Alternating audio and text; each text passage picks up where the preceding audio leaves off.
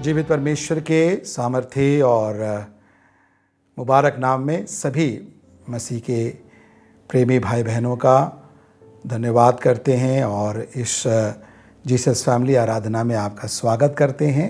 आइए आज की आराधना को प्रार्थना के साथ हम शुरू करें।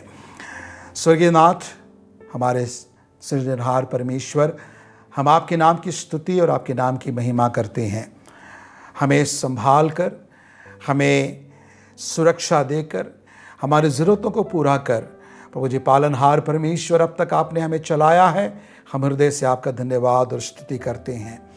आज के दिन प्रभु जी हम अपने जीवन के समस्याओं और चुनौतियों और दिक्कतों से लड़ते हुए, भिड़ते हुए, उनके लहरों की थपेड़ों को सहते हुए, हो सकता है थके हारे आपकी उपस्थिति में बैठे होंगे। मन विचलित होगा, मन व्याकुल होगा, मन भयभीत होगा, लेकिन आज आपकी प्रभु जी वो प्रेम से भरा हुआ और प्रभु जी सामर्थ से भरा हुआ वाणी और वचन हम सभी के मनों में गूंजने पाए, आत्मा में गूंजने पाए। हमारे मन को स्वस्थ कर दे प्रभु जी, चंगा कर दे प्रभु जी, उसकी हर एक क्षीणता और बीमारियों को दूर कर प्रभु, भय को दूर कर, हर प्रकार की व्याकुलताएं दूर हो जाए। आपके वचन की सामर्थ्य में पिता परमेश्वर हमें चला, आपके हाथों में सौंपते हैं। आज की आराधना की हर एक सेवकाई, गीतों का गाया जाना हो और प्रभु जी मध्यस्थता की प्रार्थना ही क्यों ना हो, वचन की सेवकाई क्यों ना हो, आपके दासों पर, आपके दासियों पर आपके अनुग्रह का हाथ बना रहे। पवित्र आत्मा आप अगुवाई करते जाएं और जो भी सुनते हैं, शरीक होते हैं, उनके जीवन में आपका कार्य गहराई से होने पाए। आपके सुपुर्द इस पवित्र आराधना को सौंपते हुए प्रार्थना मसीह यीशु के सामर्थ्य पावन नाम में मांगते हैं, आमीन।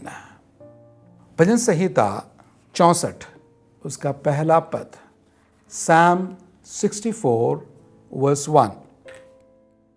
हे परमेश्वर, जब मैं तेरी दुहाई दूं तब मेरी सुन।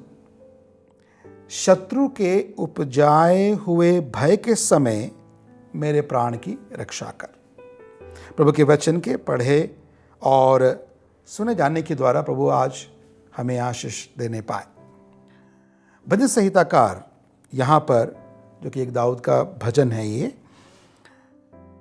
इस भजन संहिता का प्रारंभ वो कहता है कि हे परमेश्वर, जब मैं आपकी ओर दुहाई दूं। दुहाई हिंदी का बहुत पुराना एक शब्द है जिसका अर्थ है जब मैं पुकारूं, when I call upon you, पूरे तन मन से, बहुत ही विषम परिस्थिति में, त्राही माम, मुझे बचा लो करके जब पूरे सामर्थ्य से पुकारते हैं, उसे दुहाई कहते हैं। सो प्रभु का भक्त कहता है कि जब मैं तेरी दुहाई दूं तब मेरी सुन। और क्या है दुहाई? दुहाई वो आगे के कुछ आयतों में अपने इस दुहाई के कारणों को बताता है। दुहाई क्या है बताते हैं। वो कहते हैं कि शत्रु के उपजाए हुए भय के समय मेरे प्राण की रक्षा कर। शत्रु के उपजाए हुए भय, मैं आपको नहीं जानता, ना आप मुझे जानते हैं, लेकिन हम सभी को जानने वाला है हम सब का रचनेहारा, तारणहार, पालनहार, स्वर्गीय सर्वशक्तिमान परमेश्वर। वो हमारा पिता है। अगर पिता है तो अपने बेटे, अपने संतानों, अपनी बेटियों की हालात को हम स्वयं जितना जानते हैं उससे भी गहराई से वो जानते हैं। हमारा स्वर्गीय पिता हमें जानता है। दाऊद कहता है कि मैं दुहाई दूंगा, आप मेरी दुहाई को सुनिएगा। और मैं दुहाई किन किन विषयों पर दे रहा हूं? सबसे पहला वो कहता है कि शत्रु के उपजाए हुए भय के समय मेरी रक्षा कर, मेरे प्राण की रक्षा कर। जिस किसी भी हालात में क्यों ना हो, आपकी प्रेजेंट सिचुएशन, अभी की वर्तमान की स्थिति से मैं अनभिज्ञ हूं, मैं अनजान हूं, मैं नहीं जानता, लेकिन स्वर्ग का परमेश्वर जानता है। और हमारे कई हालातों में से एक हालात है जो कि बहुत कॉमन एक प्रॉब्लम है, और वो है भय, डर, फियर। और डर भी कई स्तर के हैं। मैंने डर के बारे में कई शॉर्ट मेडिटेशंस के दौरान मैंने बताए हैं और इसलिए मैं उन बातों की ओर नहीं जाना चाहता, लेकिन डर कई प्रकार के होते हैं। एक सकारात्मक डर होता है, एक पॉजिटिव फियर। परमेश्वर का भय एक सकारात्मक भय है। और परमेश्वर के भय की जो सकारात्मकता है वो हमें पाप, गुनाह और गलत बातों से हमें बचाती। क्यों? कि हम इसलिए डरते हैं कि परमेश्वर के साथ का मेरा जो रिश्ता है, मेरे गलत करने से वो टूटने ना पाए। वो एक हेल्दी फियर है, वो एक पॉजिटिव और एक सकारात्मक भय है।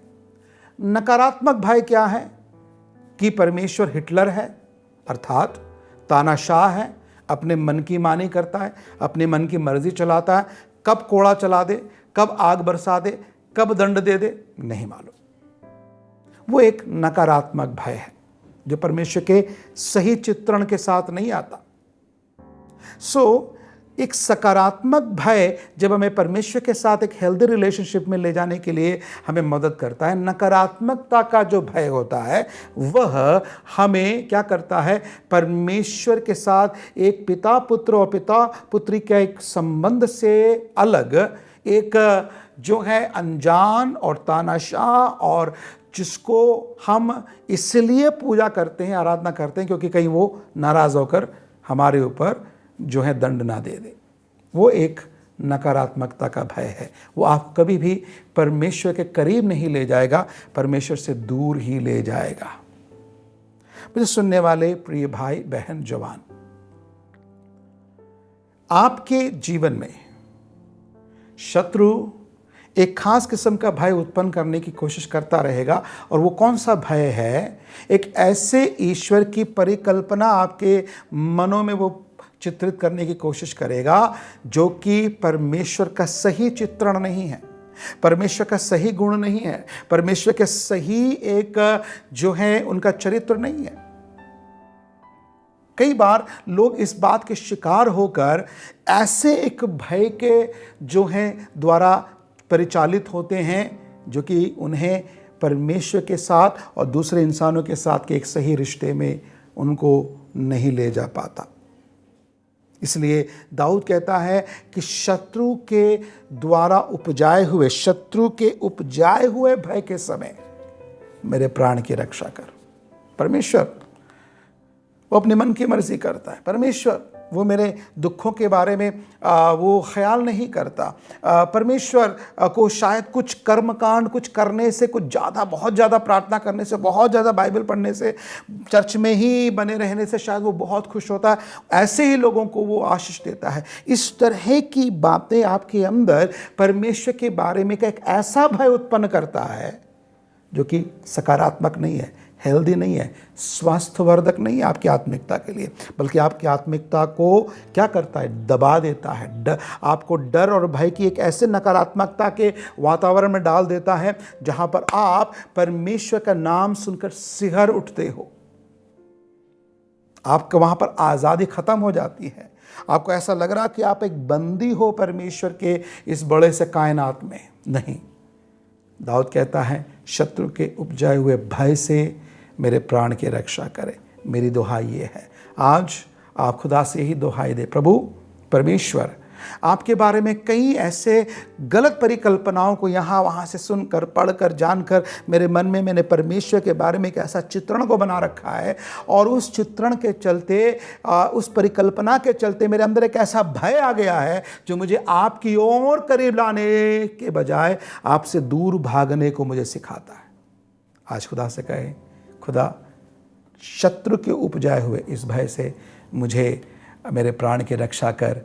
मैं इस भय के अधीन नहीं, आपके उस सकारात्मक भय के अधीन रहूं जो इस पर आधारित है कि मेरा परमेश्वर भला है, विलम्ब से कोप करता है, मेरा पिता है, और उसके साथ का ये रिश्ता कहीं टूट ना जाए, छूट ना जाए। इसलिए मैं गलत संगति को और गलत बात की ओर नहीं बढ़ूंगा।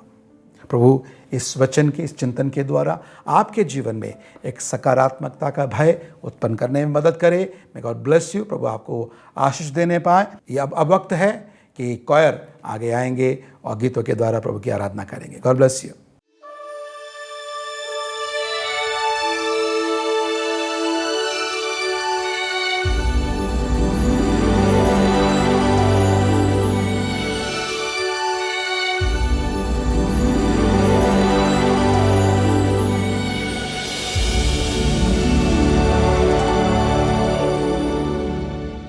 क्यों ना हम अपनी आंखें बंद करें चर्च, और कुछ देर क्यों ना हम परमेश्वर की ओर निहारें,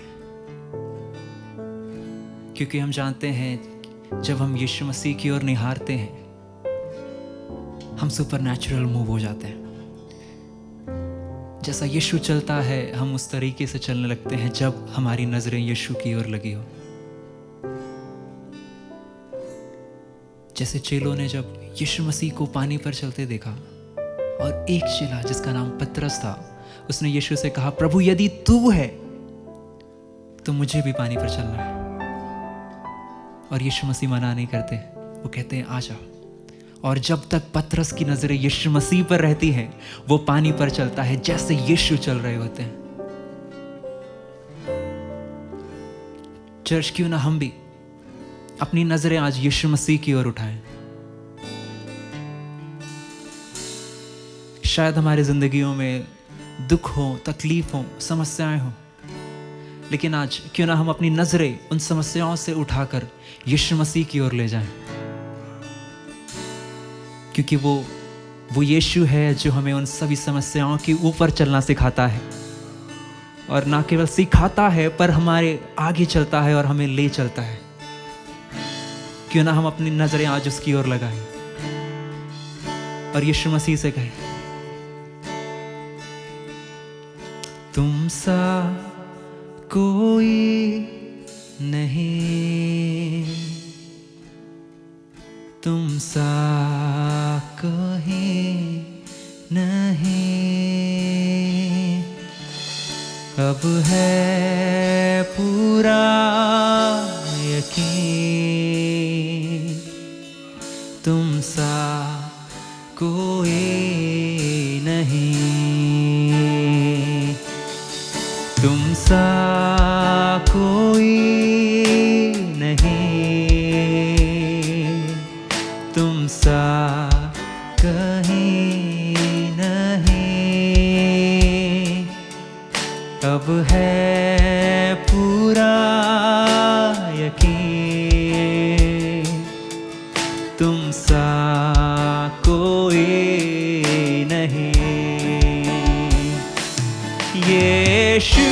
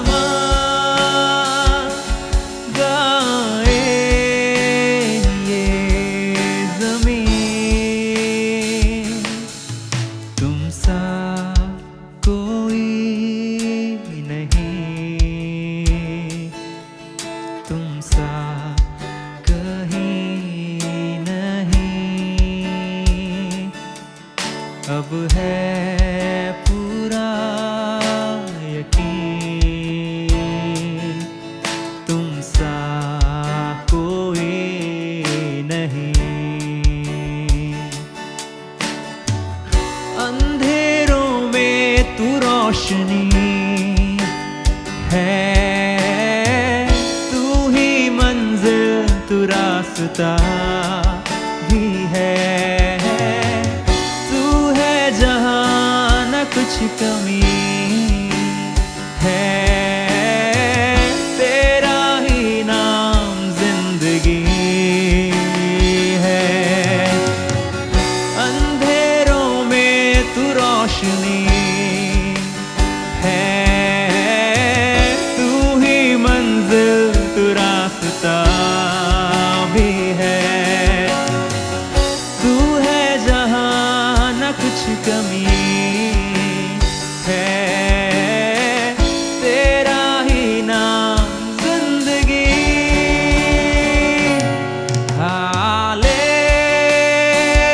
हालेलुया,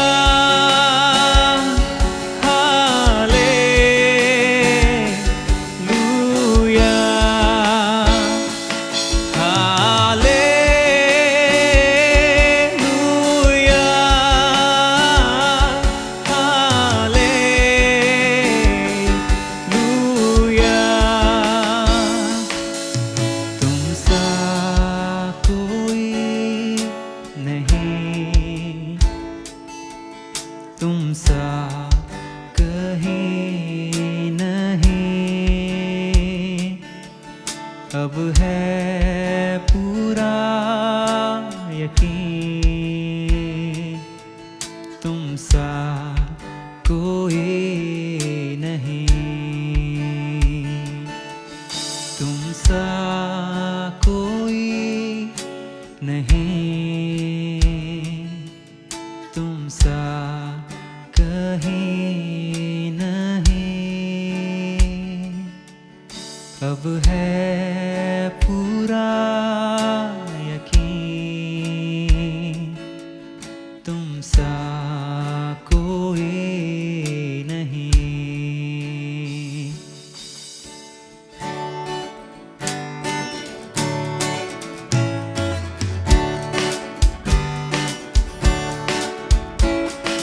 पाप हटाने को, श्राप मिटाने को तू जग में आया खुदा, हमको बचाने को, मुक्ति दिलाने को सूली पे कुर्बान हुआ। पाप हटाने को, श्राप मिटाने को तू जग में आया खुदा, हमको बचाने को, मुक्ति दिलाने को सूली पे कुर्बान हुआ। मेरे आंसुओं को तूने शांति दिया, मेरे आंसुओं को तूने शांति दिया। मेरे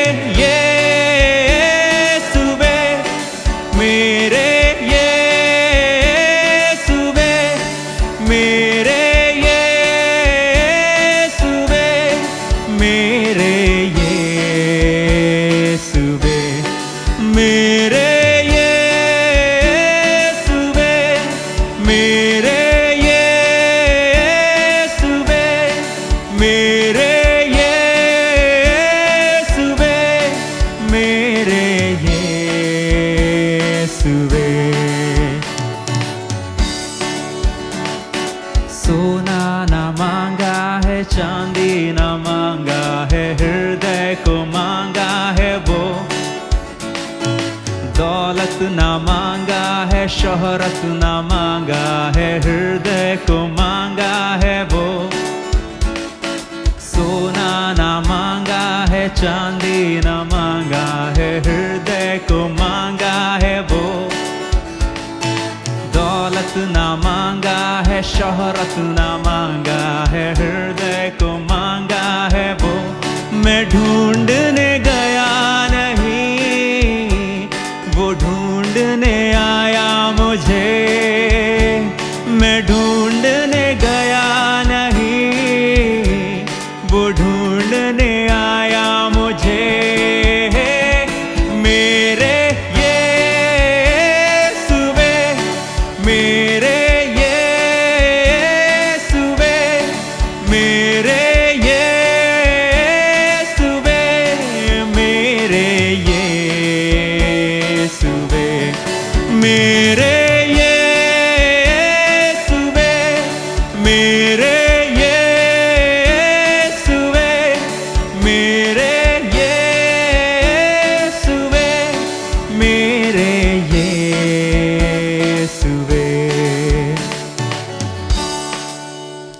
सच है, हमारा यीशु कितना ही भला है। हम उसे ढूंढने नहीं गए, पर वो हमें ढूंढने आया।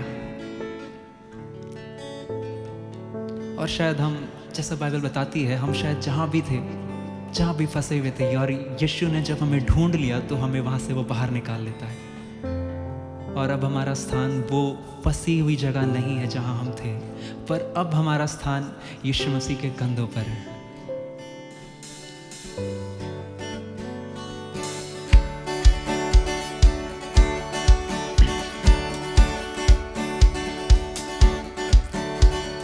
प्रार्थना करें, आराधना करें, वो अच्छा है, कितना भला है। प्रार्थना करें, आराधना करें, वो अच्छा है, कितना भला है। छुटकारा पाए हमेशा, हमेशा छुटकारा पाए हमेशा, छुटकारा पाए हमेशा, हमेशा छुटकारा पाए हमेशा। मांगोगे तुम्हें मिलेगा, ढूंढो तो तुम पाओगे। मांगोगे तुम्हें मिलेगा, ढूंढो तो तुम पाओगे। खटखटाओ खुलेगी स्वर्ग की आशीषें, पाओ तुम उससे अभी। खटखटाओ खुलेगी स्वर्ग की आशीषें, पाओ तुम उससे अभी। ओ प्रार्थना करे, आराधना करे, वो अच्छा है कितना भला है। प्रार्थना करे, आराधना करे, वो अच्छा है कितना भला है। छुटकारा पाए हमेशा, हमेशा छुटकारा पाए हमेशा, छुटकारा पाए हमेशा, हमेशा छुटकारा पाए हमेशा। प्रार्थना करो निरंतर, प्रार्थना करो विश्वास से, प्रार्थना करो निरंतर, प्रार्थना करो विश्वास से। धर्मी जन की प्रार्थना, विश्वास की प्रार्थना तोड़ती है सारे बंधन को। धर्मी जन की प्रार्थना, विश्वास की प्रार्थना तोड़ती है सारे बंधन को। प्रार्थना करे, आराधना करे, वो अच्छा है कितना भला है। प्रार्थना करे, आराधना करे, वो अच्छा है कितना भला है। छुटकारा पाए हमेशा, हमेशा छुटकारा पाए हमेशा, छुटकारा पाए हमेशा, हमेशा छुटकारा पाए हमेशा, छुटकारा पाए हमेशा, हमेशा छुटकारा पाए हमेशा। गुनाहों में नैया थी डूबी, तू रहबर की आवाज बना। गुनाहों में नैया थी डूबी, तू रहबर की आवाज बना। जो उभरा है मझधार में से, तू उड़ने को पर दे गया। जो उभरा है मझधार में से, तू उड़ने को पर दे गया। मेहरबान मेहरबानिया है, इनायत का पासबा है। मेहरबान मेहरबानिया है, दो आलम तेरा निशान है। शुक्र अदा करूं मैं कैसे बता। शुक्र अदा करूं मैं कैसे बता। शुक्र अदा करूं मैं कैसे बता। करूं मैं कैसे बता।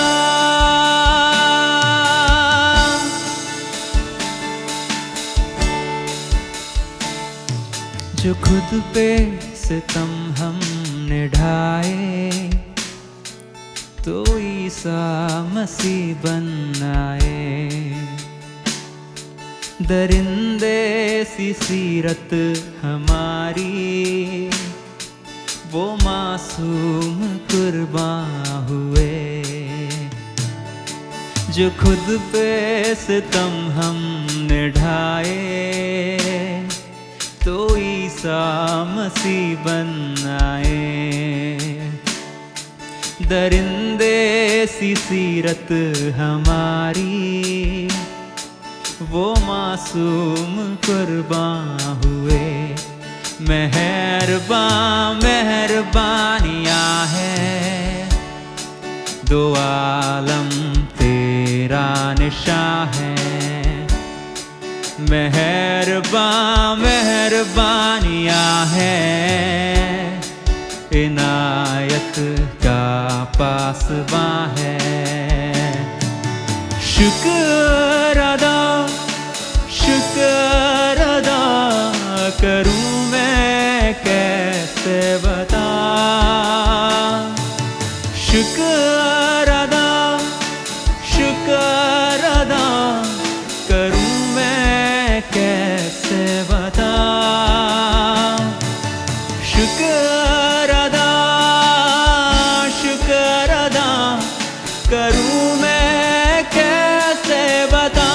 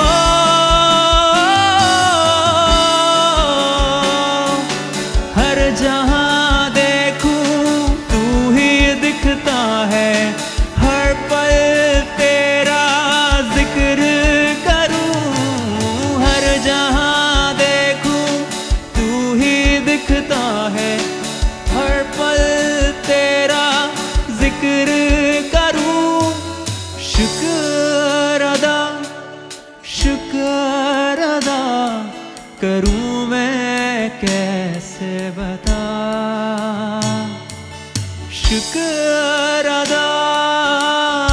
शुक्र अदा करूं मैं कैसे बता।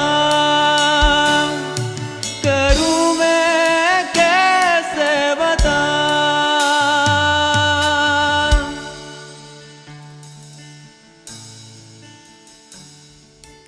हमें तेरा शुक्रिया अदा करना सिखा प्रभु, क्योंकि तेरे उपकार बहुत हैं हम पर।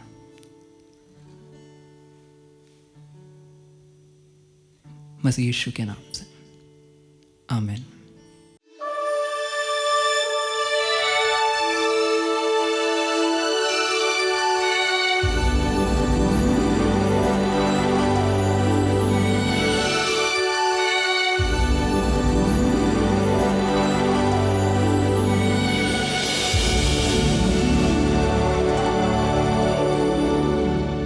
प्रभु की स्तुति हो। प्रभु की आराधना करने, इबादत करने के लिए खुदावंद खुदा ने हमें मदद किया, और मैं आशा करता हूँ ये गीत आपके लिए प्रोत्साहन, प्रेरणा और आपकी आत्मा के लिए एक सामर्थ्य प्रदान किए हैं। प्रभु आपको आशीष देवे। कोयर के लिए लगातार प्रार्थना करते रहें। अब वक्त है कि हम एक दूसरे के विषयों के लिए प्रार्थना करें। हमारे मेशी प्रभु के दास आगे आएंगे और मध्यस्थता की प्रार्थना में हमारी अगुवाई करेंगे। आइए मिलकर जितना भी छोटा सा समय हम प्रार्थना में बिताते हैं, लेकिन वो वक्त एक बहुत ही अर्थपूर्ण हो जाए। आइए मिलकर हम खुदा के सामने मिन्नतें करें, खुदा से याचना करें। वो प्रार्थना का उत्तर देने वाला परमेश्वर है। आमीन।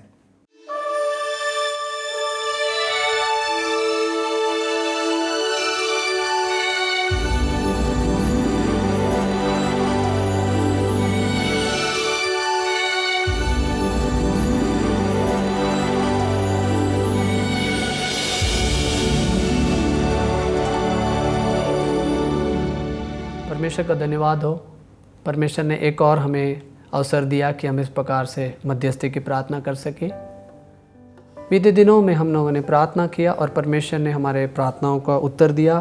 कई भाई बहनें हमें मिलकर हमें मैसेज किए उन्हें गवाही दिया। कुछ 1-2 गवाहियों को बोलकर मैं प्रार्थना विनतियों में जाना चाहूँगा। बहन आशा ने अपने ब्रोंकाइटिस से चंगाई पाया है, आमीन, हालेलुया। और बहन रीना जो काफ़ी दिनों से अपने पैसे वापस मिलने के सिलसिले में परेशान थी, उनको अद्भुत रीति से जिस व्यक्ति ने उनसे लिया था उसी व्यक्ति ने उन्हें पूरा का पूरा पैसा उन्हें लौटा दिया। प्रभु का धन्यवाद हो। और कुछ निसंतान दंपति थे जिन्होंने इन दिनों में उन्हें संतान की आशीष प्रभु ने दिया, इसके लिए भी प्रभु का धन्यवाद हो। आइए हम कुछ विषयों के लिए हम प्रार्थना करेंगे, क्योंकि परमेश्वर का वचन कहता है प्रार्थना करो और प्रतीति करो और वैसा ही हो जाएगा, आमीन। आइए हम प्रार्थना करें हमारे कुछ भाई बहनों के लिए जो अलग अलग प्रकार की परीक्षाएं लिखने जा रहे हैं। कुछ लोग वीज़ा प्रोसेसिंग के लिए अपनी पेपर्स को दिए हैं विदेश जाने के लिए और वेट कर रहे हैं कब उनका वो पूरा होगा और विदेश जा सके। आइए हम उनके लिए प्रार्थना करेंगे कि जल्द से जल्द उनका वीज़ा रेडी हो जाए और वो विदेश जा सके अपनी नौकरी के सिलसिले में और अपने उच्च शिक्षा के सिलसिले में। साथ ही साथ हम प्रार्थना करेंगे हमारे कुछ भाई बहन हैं जो एक अच्छा आत्मिक जीवन साथी खोज रहे हैं, उनको अच्छा एक जीवन साथी मिलने के लिए हम प्रार्थना करेंगे। साथ ही साथ कुछ निसंतान दंपतियों के लिए प्रार्थना करेंगे जो IVF के ट्रीटमेंट करा रहे हैं और उनके लिए प्रार्थना करेंगे कि जल्द से जल्द वो ट्रीटमेंट सक्सेसफुल हो और वो लोग को परमेश्वर पिता उनको संतान की आशीष दे। आइए इन सभी विषयों को लेकर हम प्रार्थना करें। Hallelujah, hallelujah, hallelujah.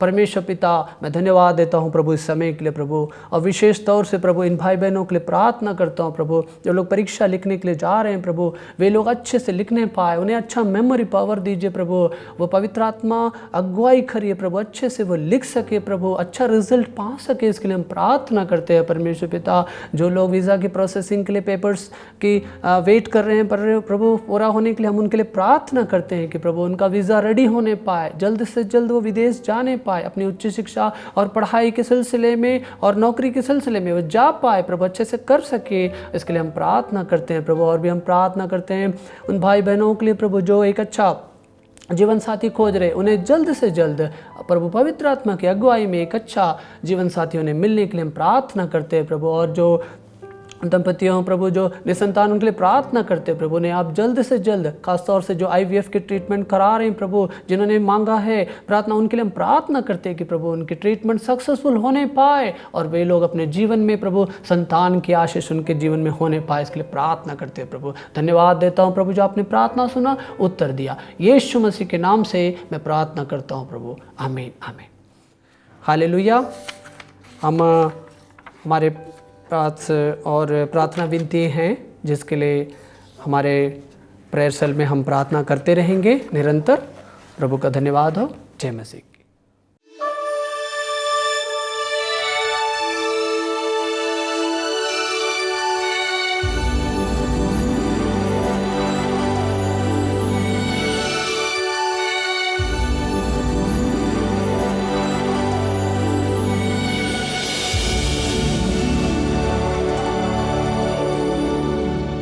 प्रभु यीशु मसीह के सामर्थी नाम में आप सबों को जय मसीह की। ये फिर से हमारे लिए सौभाग्य की बात है परमेश्वर के जीवित वचन को आप सब तक लेकर आना। अजीजों, मैं विश्वास करता हूं इन संदेशों के द्वारा प्रभु आपकी जिंदगी को छू रहे हैं, परमेश्वर आपको आशीष दे रहे हैं। और मेरी आपसे ये निवेदन है, आपसे मेरी ये दरख्वास्त है कि कृपया आप इन संदेशों को और लोगों तक शेयर करें ताकि और भी अधिक लोग परमेश्वर के वचन को सुनने वाले हो सके और इस मुहिम के साथ जुड़ सके जहां पर आप और मैं जीवित परमेश्वर के वचन को हम सुन सकें। अजीजों, मैं एक और बात आपसे कहना चाहता हूं। कई लोग हमसे पूछते हैं क्या हमारे अविश्वासी मित्रों को इन संदेशों को भेज सकते हैं? ऑफ कोर्स आप भेज सकते हैं, क्योंकि जब हम परमेश्वर के वचन का प्रचार करते हैं, हम मात्र प्रभु के वचन का प्रचार करते हैं और किसी धर्म को हम कटाक्ष नहीं करते, हर धर्म का हम सम्मान करते हैं और इसलिए आप और भी लोगों को इन संदेशों को भेज सकते हैं।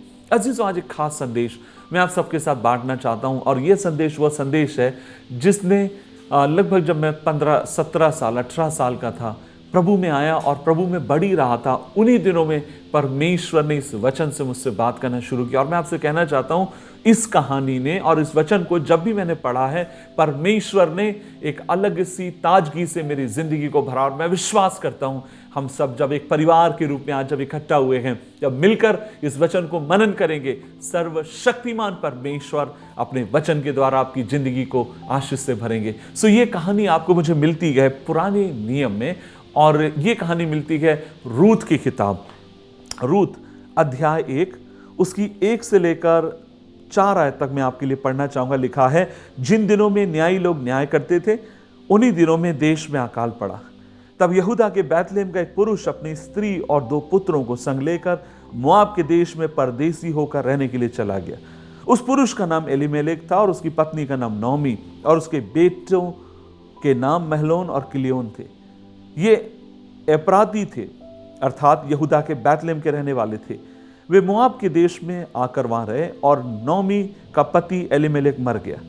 नौमी और उसके पुत्र रह गए, और उन्होंने एक एक मोआबिन स्त्री को ब्याह लिया, और एक का नाम ओरपा और दूसरी का नाम रूत था। और फिर वे वहां लगभग 10 वर्ष रहे, और महलोन और किलियोन दोनों मर गए। तब नौमी अपने दोनों पुत्रों और पति रहित हो गई। आइए दुआ करें। प्रभु जी, आज हम मिलकर तेरे पास आते हैं और दुआ करते हैं, जब कुछ देर हम मिलकर तेरे जीवित वचन को मनन करें। प्रभु जी, तू हमसे बात कर, हमारे विश्वास को बढ़ा, तेरी ओर देखने के हमारे नजरिए को बदल। प्रभु जी, आज हमारी प्रार्थना है, छोटे से लेकर बड़े तक खुदा का वचन हर एक की जिंदगी में काम करे। ऐसी हम तुझसे दुआ मांगते हैं, ताकि इसके द्वारा सिर्फ और सिर्फ नाज़रेत के यीशु का नाम ऊंचा किया जाए। प्रार्थना सुनने के लिए धन्यवाद, यीशु मसीह के नाम से मांगते हैं, आमीन, आमीन, आमीन।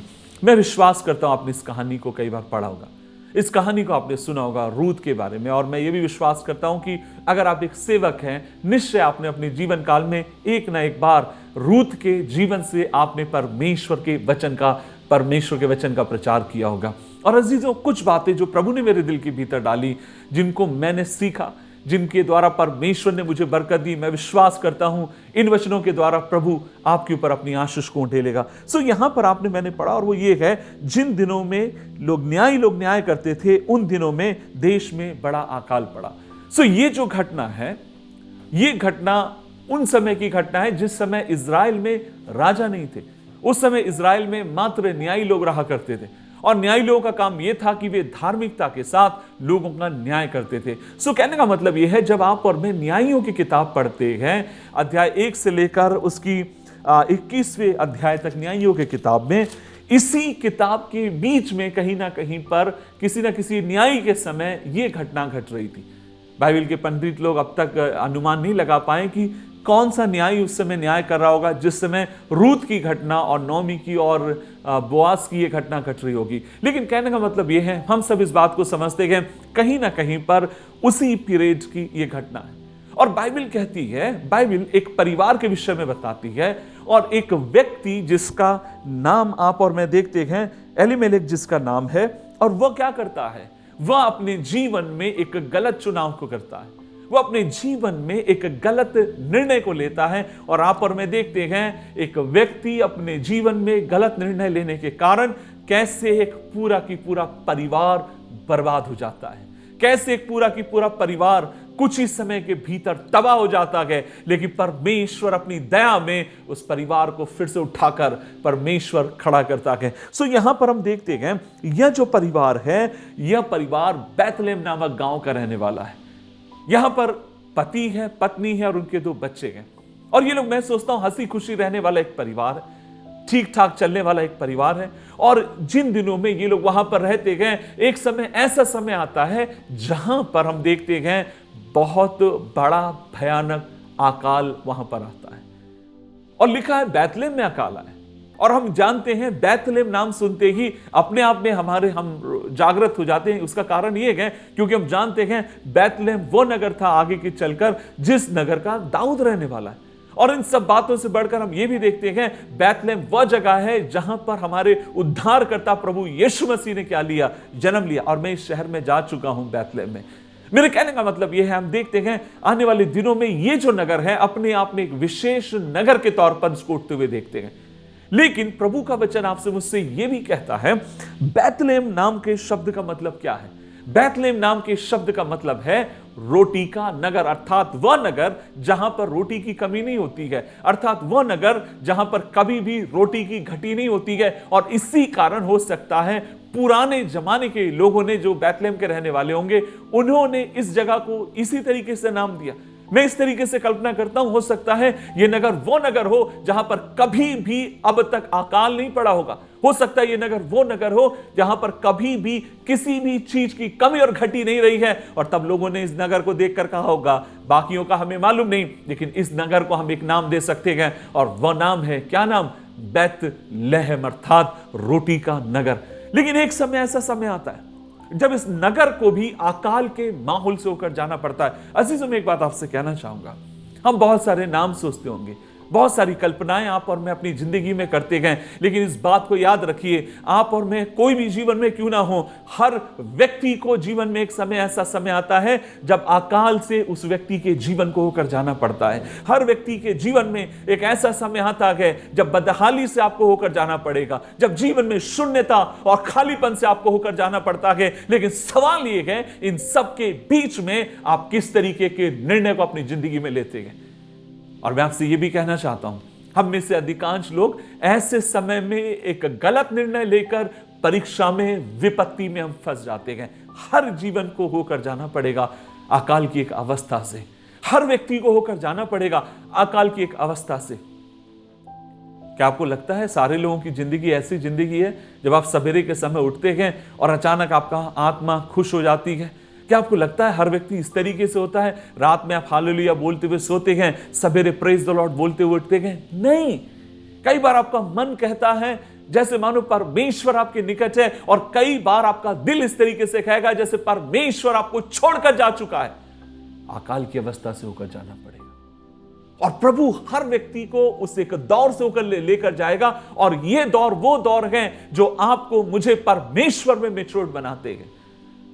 जब सब कुछ अच्छा चल रहा है तो हर कोई व्यक्ति खुश मना सकता है ना। एक कहावत है, एक दोहा है, मुझे बड़ा अच्छा लगता है, और दोहा इस तरीके से कहता है, दुख में स्मरण सब करे, सुख में करे ना कोई, और जो सुख में स्मरण करे फिर दुख काहे का होए। अर्थात हर व्यक्ति ईश्वर को कब याद करता है? जब वो दुख में होता है। लेकिन दोहा लिखने वाला इस तरीके से कहता है कि अगर एक व्यक्ति खुशी रहते समय, जब आपके पास सब कुछ है उस समय रहते समय, अगर आप ईश्वर को स्मरण रखते हैं, और फिर जब आपके जीवन में दुख आता है तो फिर वो दुख नहीं रहता, क्योंकि आपको पता है आपका परमेश्वर आपके संग है। मैं आपसे क्या कहना चाहता हूं? मैं आपसे यही कहना चाहता हूं, आप कोई भी क्यों ना हो, हर व्यक्ति को एक अकाल की अवस्था से होकर जाना पड़ेगा। और वह समय वो समय है, आपकी परिपक्वता को दिखाता है कि आप किस तरीके के जीवन में निर्णयों को लेते हैं। यहां पर एक व्यक्ति है जो अपने जीवन में एक गलत निर्णय लेता है, जैसे मैंने शुरू में कहा, और ये व्यक्ति वो व्यक्ति है जिसका नाम एलीमेलेक है। और यह कहता है, अपनी पत्नी से इसने कहा होगा, देखो यहां पर अकाल है और दूर दूर तक और कई वर्षों तक हमें भोजन की यहां पर लगता है कि पूर्ति हो नहीं पाएगी। एक काम करते हैं, और वो ये है, क्यों ना हम मिलकर मोआब की तरफ चलें, क्योंकि मोआब में मैंने सुना बारिश हो रही। हो सकता है इसने कहा होगा, मोआब में मैंने सुना है वहां पर बहुत खाना पीना है, क्यों ना मिलकर हम लोग वहां पर चलें। और तब ये व्यक्ति अपनी पत्नी को और 2 बच्चों को लेकर मोआब की तरफ अपनी यात्रा को शुरू करता है। लेकिन मैं एक और बात यहां पर यह भी कहना चाहता हूं, जब व्यक्ति मोआब की तरफ गया होगा, एक और इसका रिश्तेदार है जो जवान है, एक और इसका रिश्तेदार है जो इनको रोकने की कोशिश करता होगा, और मैं बाद में उसके बारे में बात करना चाहूंगा, जो इनको रोकने की कोशिश करता होगा और कहता होगा, अब थोड़ी सी तकलीफ है सह लो, थोड़ी सी परेशानी है सह लो, मोआब में हमें जाने की जरूरत नहीं, क्योंकि मोआब वो जगह है जिसे परमेश्वर पसंद नहीं करता। मोआब वो स्थान है जहां पर परमेश्वर कभी भी अपने लोगों को ले जाना पसंद नहीं करता। मत जाओ, रुक जाओ, थोड़ा धैर्य रखो।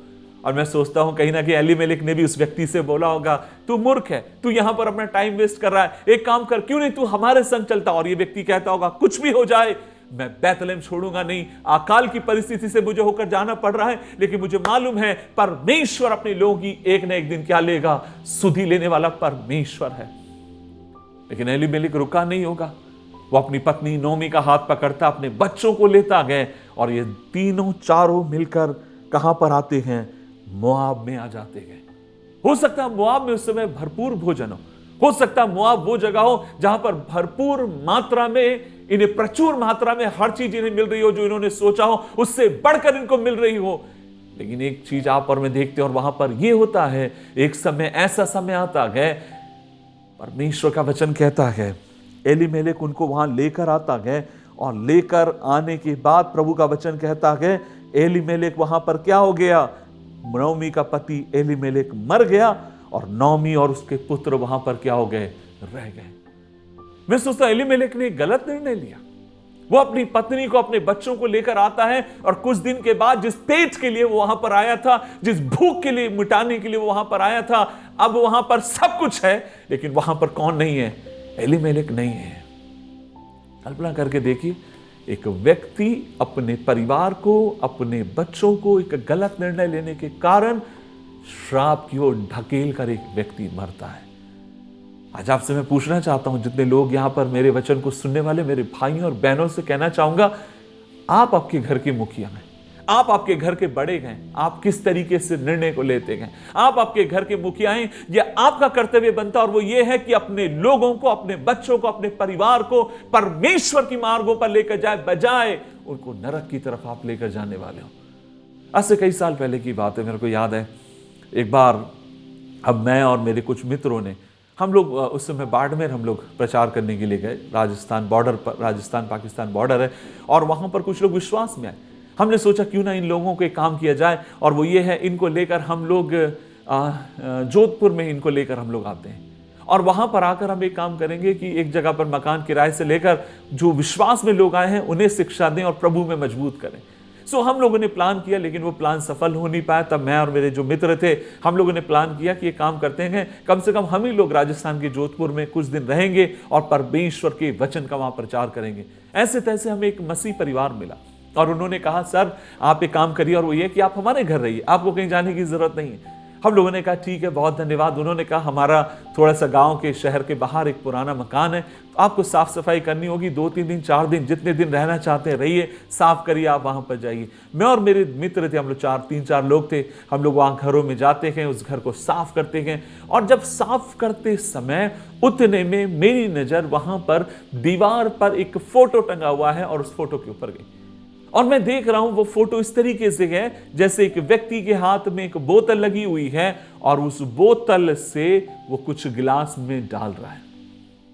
मुझे समझ में नहीं आया, फोटो बड़ा धुंधला सा दिख रहा था, काफी पुराना फोटो था, लेकिन वो बार बार वो फोटो मेरे ध्यान को खींच रहा था, क्योंकि बड़ा विचित्र सा था। एक व्यक्ति है जिसकी थोड़ी लंबी सी दाढ़ी है, और वो एक बोतल से गिलास में कुछ पलट रहा है।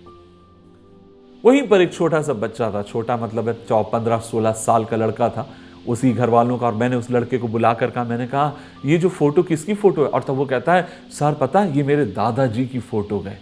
मैंने कहा बहुत बढ़िया है, दादाजी तो बड़े हैंडसम लग रहे हैं, अच्छे लग रहे हैं। और उन्होंने कहा हाँ मेरे दादाजी एक समय बड़े हैंडसम थे। और तब फिर मैं उससे एक सवाल पूछता हूँ, और ये है बेटा एक बात बताओ, ये दादाजी गिलास लेकर और बोतल लेकर क्या कर रहे हैं? और तभी लड़का मुस्कुराते हुए मेरे से कहता है सर क्या आपको पता है मेरे दादाजी को शराब पीने का बड़ा शौक था, और शराब पीने का शौक था इसीलिए मेरे दादाजी ने शराब की बोतल हाथ में लेकर, दूसरे हाथ में गिलास लेकर, अलग अलग तरीके से उन्होंने बहुत सारे फोटो खींचे। कई बार उन्होंने शराब की बोतल सर पे रख के खींची गए, कई बार इस तरीके से दिखाकर, और कहते हैं अंकल जी एक बात पता है, और वो लड़का बड़े घमंड से कह रहा था अंकल जी क्या आप जानते हैं मेरे दादाजी की जितनी भी हमारे पास फोटो है ना, सारी फोटो में पता हमारे दादाजी क्या कर रहे हैं, शराब की बोतल हाथ में लेकर है। और वो लड़का मुस्कुराकर बोलते भी चला गया। लेकिन उस फोटो ने मुझे बहुत विचलित किया, उस फोटो ने मुझे बहुत अधिक बेचैन किया। कौन सी लेगेसी उनका दादा छोड़कर गया, कौन सी ऐसी विरासत है जिसे देखकर उसके नाती पोते उनको याद करेंगे? क्या वो फोटो जिसके भीतर वो शराब की बोतल लिए हुए, एक हाथ में गिलास है और उसके भीतर शराब डाली जा रही है, क्या ये सोचकर उसके बेटे बेटियां उसको याद करेंगे? क्या ये सोचकर नाती पोते याद करेंगे हमारे दादा बाप दादा बड़े पियक्कड़ थे? क्या सोचकर याद करेंगे? या ये सोचकर याद करेंगे हमारे बाप दादा परमेश्वर के भक्त थे और उन्होंने हमें परमेश्वर के मार्गों में चलाया, उसी मार्ग में हम चलना चाहते हैं। आज इस वचन को सुनने वाले मेरे भाई मेरी बहन, मैं आज तुझसे सवाल करना चाहता हूं, और वो ये है किस तरीके की विरासत तू अपने बच्चों के लिए छोड़कर जा रहा है? क्या तेरे बच्चे ये बोलकर तुझे याद करेंगे कि मेरा दादा बड़ा शराबी था, बड़ा कबाबी था, बड़ा झगड़ालू था, बड़ा लड़ने वाला था? या आपकी संतान ये कहकर आगे की तरफ बढ़ेगी, मेरे बाप दादा जिस परमेश्वर की सेवा करते थे, मैं और मेरा पूरा घराना उस परमेश्वर की सेवा करना चाहते हैं? कौन सी विरासत आप अपने बच्चों को देना चाहते हैं? किस तरीके की विरासत आप छोड़ना चाहते हैं? क्या इस विरासत को कि मेरे बाप दादा परमेश्वर के भक्त थे, या मेरा दादा पियक्कड़ था, शराबी भी था?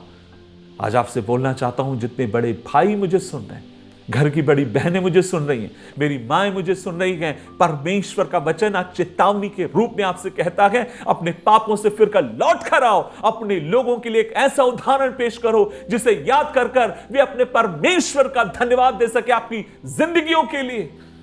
आप उन्हें नरक की तरफ लेकर मत जाइए, आप उन्हें नरक की आग की तरफ लेकर मत जाइए, लेकिन यह आपका कर्तव्य है, परमेश्वर के मार्ग में आप उनको बढ़ाइए, खुदा के मार्ग में उनको बढ़ाइए, परमेश्वर की उपस्थिति में लेकर जाइए, ताकि वे आपकी जिंदगी को जब याद करें अपने परमेश्वर का धन्यवाद दें। लेकिन यहां पर एक बाप है, और वह बाप ये है, वह अपने बच्चों को जीते जी कहां लेकर गया? मोआब की तरफ ले गया, पाप के नगर की तरफ ले गया, श्राप के नगर की तरफ ले गया, और वहां ले जाकर उसको क्या मिला? वहां ले जाकर उसको कुछ और नहीं मिला, वो खुद मर गया। मैं अगर एलीमेलेक के पास होता तो जरूर से पूछता, एलीमेलेक, जिस पेट के लिए तू अपने बच्चों को लेकर गया, कहां रहा तेरा वो पेट और कहां रहा तेरा वो जीवन? जिस खुशी और सुख चैन और शांति के लिए तू निकला था, कहां है आज वो सब? और मैं आपसे यही कहना चाहता हूं, जब मैं ऐसे लोगों को आज भी मसीहत में देखता हूं, मुझे दुख लगता है, जैसे मैं लगातार बोल रहा हूं। आज न जाने ऐसे कितने माता हैं, कितने पिता हैं, बच्चों के साथ आराधना में बैठने के लिए समय नहीं है। आप मूवी देखने जाते होंगे, आप हो सकता है उनको गार्डन लेकर जाते होंगे, हो सकता है आप उनको खुश रखने के लिए जो आपने वादा किया वो करते होंगे, लेकिन मैं आपसे यह भी पूछना चाहता हूं, एक सेवक होने के नाते, परमेश्वर के वचन का प्रचारक होने के नाते, क्या आप उनको डिसिप्लिन करते हैं परमेश्वर की उपस्थिति में बैठकर प्रभु की आराधना करने के लिए? अगर नहीं करते तो जाने अनजाने में आप अपने बच्चों को मोआब की तरफ आप लेकर जा रहे हैं। और फिर क्या होगा? फिर तो यही होगा कि जो आपने किया उससे बढ़कर आपके बच्चे वहां पर करेंगे। और वहां पर क्या होता है, मैं सोचता हूं नौमी को एक काम करना चाहिए, और वो ये है, जब उसका पति मर गया वो लौटकर अपने देश में आती, लेकिन लौटकर नहीं आई है। उसने क्या किया है? वो वहीं पर रह गई, और उसने एक और काम किया, और वो ये है, उसने वहीं से ही 2 मुआबिन स्त्रियों को अपने बच्चों के लिए क्या कर दिया होगा? ब्याह दिया होगा। और वो वहीं से अपने बच्चों के लिए मुआबी स्त्री को ब्याह देती है। और हम देखते गए ये जो बच्चे हैं, इन लोगों का विवाह होता है, और दोनों ये लोग रहते हैं, एक की पत्नी का नाम ओरपा है, दूसरी पत्नी का नाम रूत है। और फिर लगभग वहां पर वे कोई 10 वर्ष रहते हैं, और महलोन और किलियोन भी मर जाते हैं, और नौमी अपने पुत्रों के और पति क्या हो गई? रहित हो गई। सुनिए, क्यों वो लोग मर गए हमें नहीं मालूम। क्या श्राप के कारण मरे? किस परिस्थिति में? क्या बीमार थे? क्यों वो मरे हमें नहीं मालूम, लेकिन हमें इतना जरूर मालूम है, इस घर के भीतर हम देखते हैं, एक 10 साल के भीतर 3 बेवाओं को आप और मैं इस घर के भीतर देखते हैं।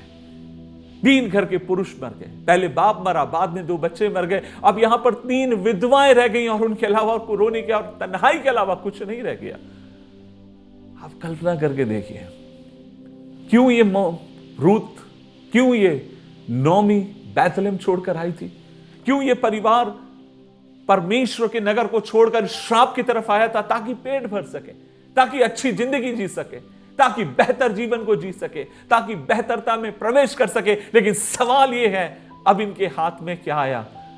कुछ नहीं, मौत के अलावा कुछ नहीं। एक बात आपसे कहना चाहूंगा अजीजों, परमेश्वर को छोड़कर हमारी भलाई कहीं नहीं है, प्रभु की उपस्थिति को छोड़कर हमारी भलाई कहीं नहीं है, परमेश्वर के सानिध्य को छोड़कर हमारी भलाई कहीं नहीं है। हम किस परिस्थिति में क्यों ना रहे, जिस परिस्थिति में परमेश्वर हमें रखता है हम रहे, लेकिन हमारा जीवन का निर्णय यह हो, हम मोआब की तरफ नहीं जाएंगे, हम अपने परमेश्वर के नाम से आगे की तरफ बढ़ते चलते चले जाएंगे। हमारा भरोसा हमारा परमेश्वर, हमारा भरोसा हमारा परमेश्वर। आप कल्पना करके देखिए, मैं इस तरीके से सोचता हूं, ये 3 बेवाएं रह गई हैं, क्या इनके पास काम होगा? क्या ये सोचती रहती होंगी? नौमी क्या सोचती रहती होगी? नौमी के मन के भीतर क्या चलता होगा? अपने पतियों की, अपने बच्चों की तन्हाई और यादों में खोई रहती हैं और रोने के अलावा इनके पास और कोई भविष्य इनको नजर नहीं आता है। और तब बाइबल कहती है, जब ऐसी परिस्थिति से होकर जाते समय 6 पद में लिखा है, तब वह मोआब देश में यह सुनकर कि यहोवा ने अपने प्रजा के लोगों की सुधि ले ली है और उन्हें भोजन वस्तु दी है, उस देश से अपनी दोनों बहुएं समेत लौट जाने को चली। क्या लिखा है? And I love this one, मुझे बहुत पसंद है। नौमी को मालूम पड़ता है कि परमेश्वर ने अपने लोगों की क्या ली है? सुधि ली है। और जैसे उसको मालूम पड़ता है वैसे वो एक निर्णय लेती है, और वो ये है, वो कहती है अब मुझे मोआब में नहीं रहना है। मुझे नहीं मालूम वो मोआब में धनी थी नहीं थी, मुझे नहीं मालूम मोआब में इन लोगों ने कितना पैसा कमाया, क्या घर बनाया, गाड़ी बनाई, बंगला लिया, हमें नहीं मालूम। लेकिन जैसे ही उसने बैतलहम के बारे में सुना कि परमेश्वर ने अपने लोगों की सुधि ली है, नौमी एक काम करती है, देर आए पर दुरुस्त आए, घूमती है कहां जाने के लिए?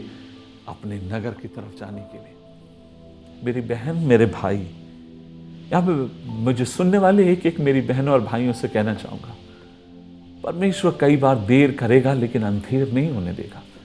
कई बार जीवन में संघर्ष आएंगे। मैंने जैसे शुरू करा था, जीवन में कई बार कठिन दौर से आपका परमेश्वर आपको लेकर जाएगा, लेकिन आप परमेश्वर में जब बने रहेंगे ना, आपका प्रभु कभी आपको धोखा नहीं देगा, क्योंकि आपका परमेश्वर आपकी सुधि लेगा, आपका परमेश्वर आपको स्मरण रखेगा, आपका परमेश्वर आपको आवाज देकर बाहों को फैलाकर वो एक दिन आपसे बोलेगा, मैं तेरे इंतजार में हूं, मेरे पास लौटा, क्योंकि मैं तेरी सुधि लेने वाला, मैं तेरा परमेश्वर हूं। और हमारा प्रभु कभी भी हमें असहाय, निस्सहाय हमें नहीं छोड़ेगा।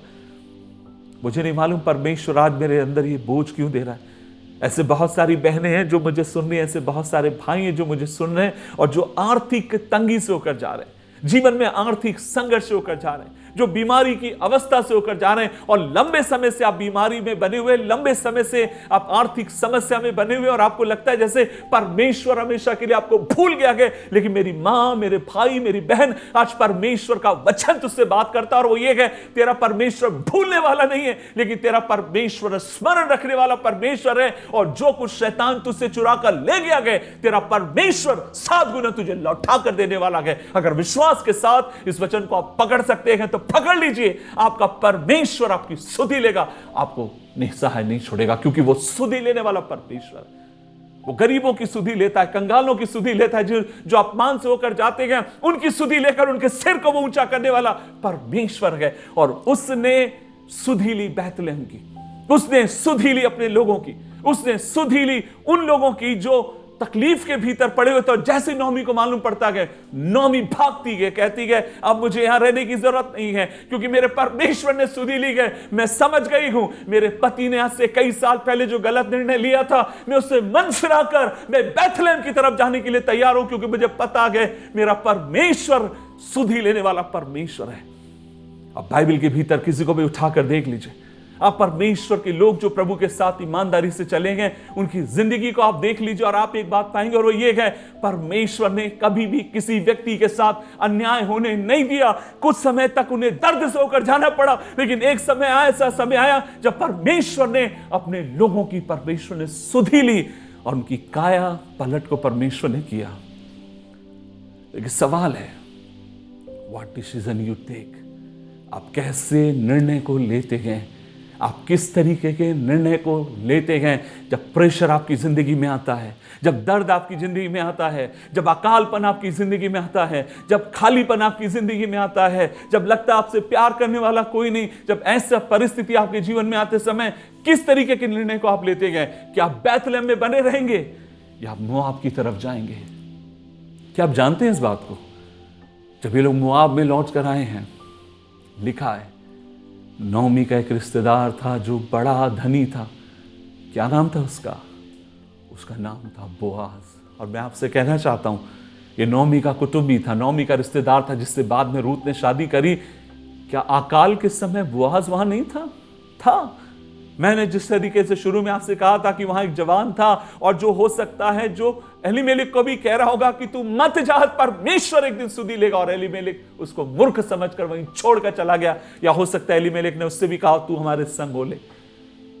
लेकिन दुख की रोटी खाने के साथ चुनाव वो करता है, तकलीफ और अकाल में से होकर जाने का चुनाव करता है, बजाय इसके कि अपने परमेश्वर के भवन, उसके नगर, अपने परमेश्वर की उपस्थिति को छोड़कर जाकर वो कहीं और मिले। प्रभु ने जब सुधि ली, उसने बोआज को महान किया। दो लोग आपके मेरे सामने हैं, एक परिवार जो नोमी का है, एलीमेलेक का है, और एक वह व्यक्ति जो बोआज खड़ा है। और बोआज की जिंदगी का निर्णय है, हर परिस्थिति में मैं प्रभु के साथ ईमानदार रहूंगा, क्योंकि मुझे मालूम है परमेश्वर एक दिन मेरी सुधि लेगा। और आप देखते गए प्रभु ने इस व्यक्ति को महान किया। लेकिन यहां पर एक व्यक्ति जिसने मूर्खता का निर्णय लिया।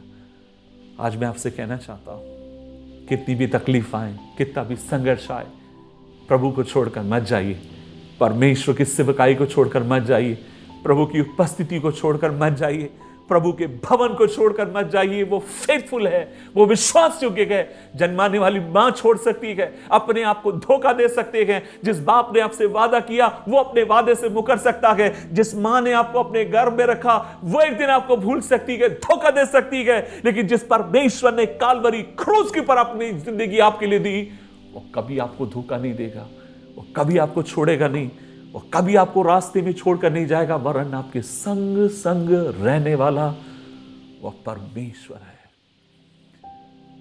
एलीमेलेक नहीं, आज बोआज के समान एक निर्णय लेने के लिए परमेश्वर आपकी सहायता करे। मेरे जीवन में भी एक ऐसा समय आया जब मेरा मन मुझसे बोलने लगा कि ईश्वर ने तुझे छोड़ दिया किशोर। मेरी जिंदगी में भी एक ऐसा समय आया जब मैं सोच रहा था सेवकाई छोड़ के, सब कुछ छोड़ के चले जाऊं।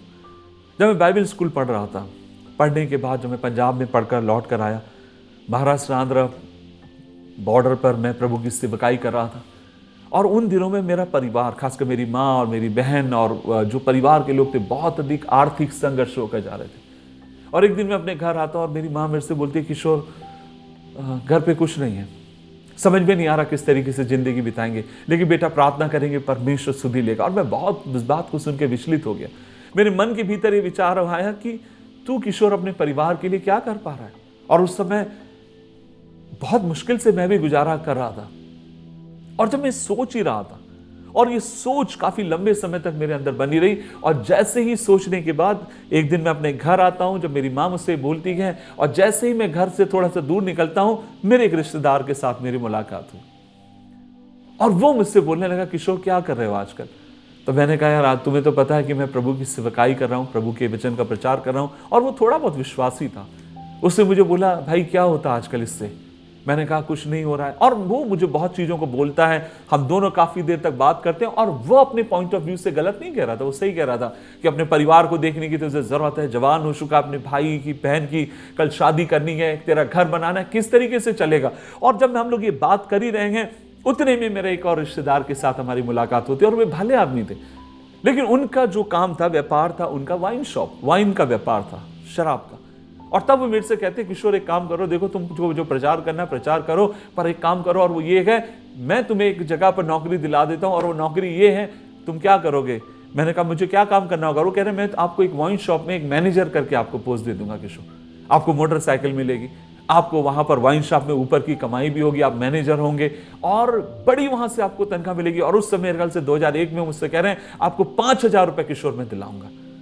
5,000 रुपये मेरे मन के भीतर घूमने लगे। मुझे लगा 5,000 मिलेंगे, मैं अपने परिवार की देखरेख कर पाऊंगा। मोटर, उस समय स्कूटर चलती थी, स्कूटर होगा, बढ़िया होगा। और मैं अपने उस मित्र के साथ या रिश्तेदार के साथ जिस वाइन शॉप में मुझे काम करना है, क्या आप कल्पना करेंगे, 2-3 साल ट्रेनिंग करके सेवा करने के बाद मैं उनके साथ वहां जाने के लिए तैयार हो गया।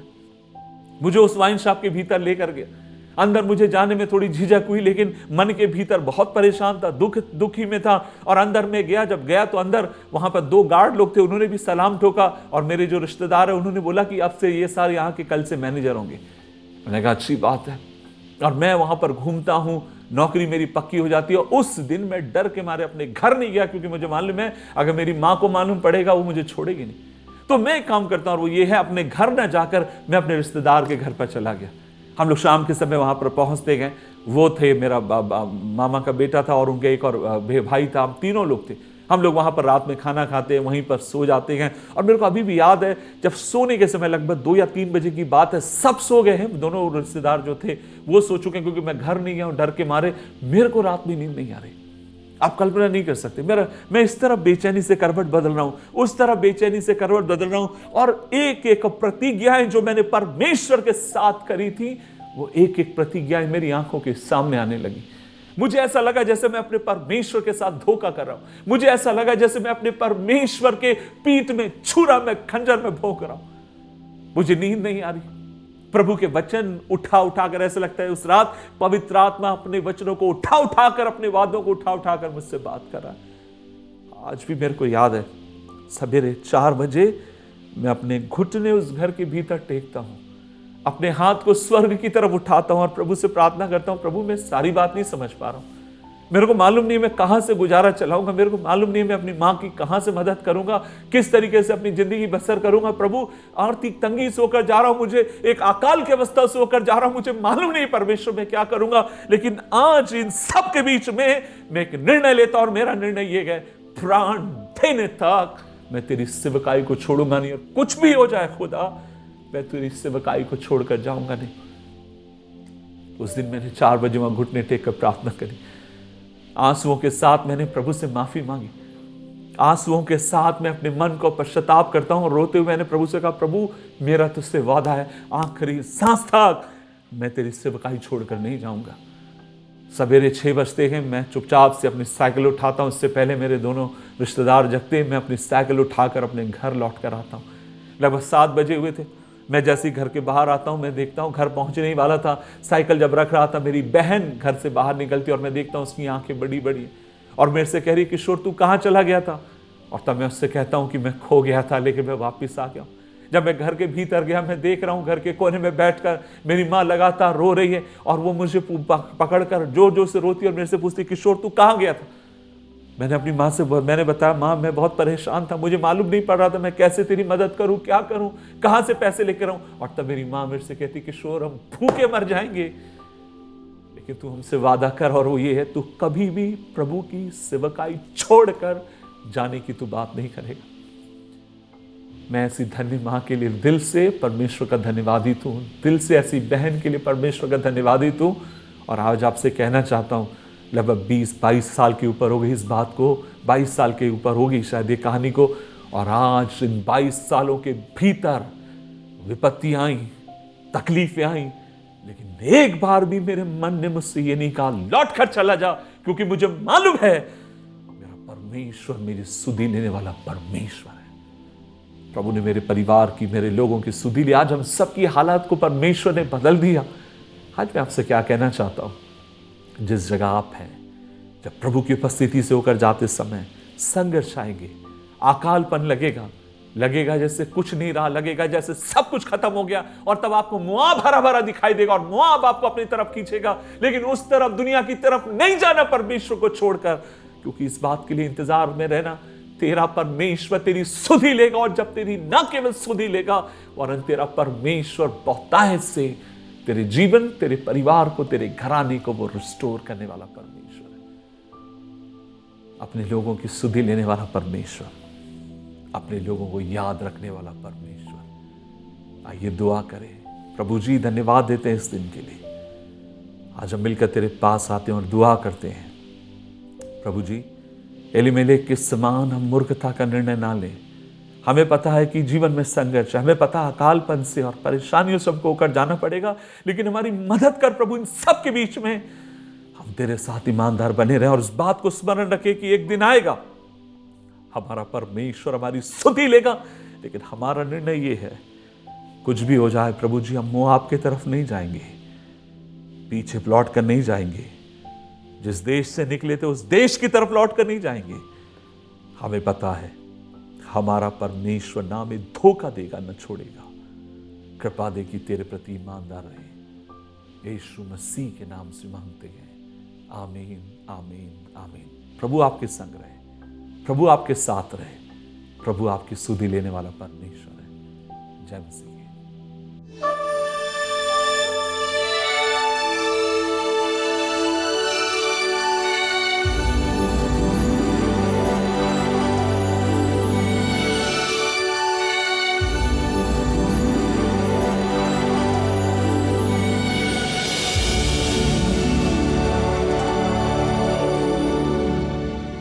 आइए हम प्रार्थना करें, सिरों को झुकाएं। सामर्थ्य परमेश्वर, आपने हमसे बातें की हैं। स्वर्ग की वाणी आपके वचन के द्वारा, आपके दास के जुबान के द्वारा हम तक पहुंचा है। उसे हम स्वीकारते हैं, अपने खामियों को मानते हैं, और जहां पर हमें आपके वचन को अमल करना है, हमें राह दिखाता जा, हमें अनुग्रह देता जा प्रभु, ताकि हम आपके वचनों पर चल पाएं। आपके दास पर आपका अनुग्रह आशीष का हाथ बना रहे। आगे और भी सामर्थ और अभिषेक में उनको इस्तेमाल करें। जिस फैमिली के हर एक श्रोतागण, हर एक शरीक होने वाले भाई बहन परिवार, सब पर आपकी कृपा मांगते हैं। उनकी ज़रूरतों को, व्यक्तिगत हो, पारिवारिक हो, आर्थिक हो, सामाजिक हो, आत्मिक क्यों ना हो, हर ज़रूरतों को प्रभु स्वर्गीय भंडार से और अपने आमीन भरपूरी से उन्हें देता जाए, अगुवाई करता जाए। प्रभु जी, आपके सामर्थ्य हाथ में सौंपते हैं। प्रभु, अपने आगमन के लिए हमारे जीवनों को तैयार कर। प्रभु, हम प्रार्थना यही करते हैं कि हम आपके सन्मुख पाए जाएं और आपके आनंद में हम शामिल होने पाएं। हमें तैयार करता जा प्रभु। इस पूरे सप्ताह हमारे कामकाज में, व्यापार व्यवसाय में, आने जाने में, और हर एक प्रभु जी जो महत्वपूर्ण फैसले हमें लेने हैं, उन फैसलों को लेने में आपकी मर्जी को समझते हुए उसे लेने के लिए हमें अनुग्रह देता जा। अगले सप्ताह मिलने तक अपने अनुग्रह के आड़ में छुपाए रख। आदर आपको देते हैं, नासरी यीशु के सामर्थ्य नाम में मांगते हैं, आमीन। अपने हाथों को उठाएं, आशीर्वचन को ग्रहण करें। अब हमारे पिता परमेश्वर का प्रेम, पुत्र यीशु मसीह का अनुग्रह और पवित्र आत्मा की सहभागिता आज शामिल हुए सभियों पर और हम सभी विश्व के विश्वासी गणों के संग अब से लेकर यीशु मसीहा के दोबारा आमद तक हमारे बीच बनी रहे। आमीन, आमीन, आमीन। एक और बार जीसस फैमिली के इस आराधना में शामिल होने के लिए धन्यवाद। प्रभु के ओर से आपने जो आशीषें पाई हैं, जो गवाहियाँ आपके जीवन प्रभु ने दिया है, हमें लिखकर और या वॉइस मैसेज के द्वारा ज़रूर बताएं। हम बेसब्री से इंतज़ार करेंगे। अगले सप्ताह मिलने तक प्रभु हमें संभाले। God bless you. मारानाथा।